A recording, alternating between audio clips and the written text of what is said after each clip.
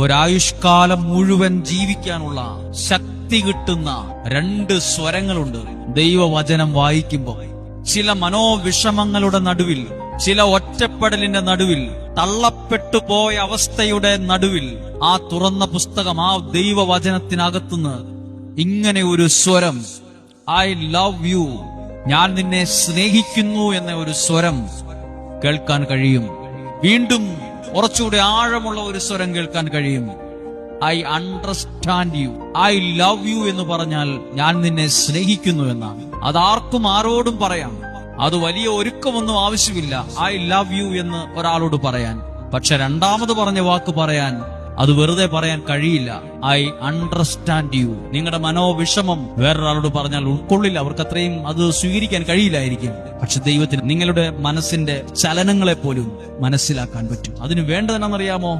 You need അൻ extra faith. ചിലപ്പോൾ സാധാരണയിൽ കൂടുതൽ വിഷമങ്ങളും വേദനകളും ജീവിതത്തിൽ കടന്നു വന്നിട്ടുണ്ടാകും. അപ്പൊ നമ്മളെ ആ നിയോഗത്തിൽ എത്തിക്കാൻ വേണ്ടിയിട്ടാണ്. ധൈര്യമായിരിക്കുക, ദൈവത്തിൽ ആശ്രയിക്കുക.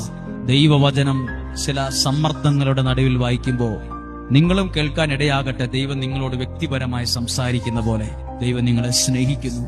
ദൈവം നിങ്ങളോട് പറയും, എനിക്ക് നിന്നെ മനസ്സിലാക്കാൻ പറ്റും. ആ ദൈവം നിങ്ങളെ തേടി വരുന്നു. ആ ദൈവം നിങ്ങളുടെ കൂടെയുണ്ട്. ആ ദൈവമാണ് എന്റെ ദൈവം.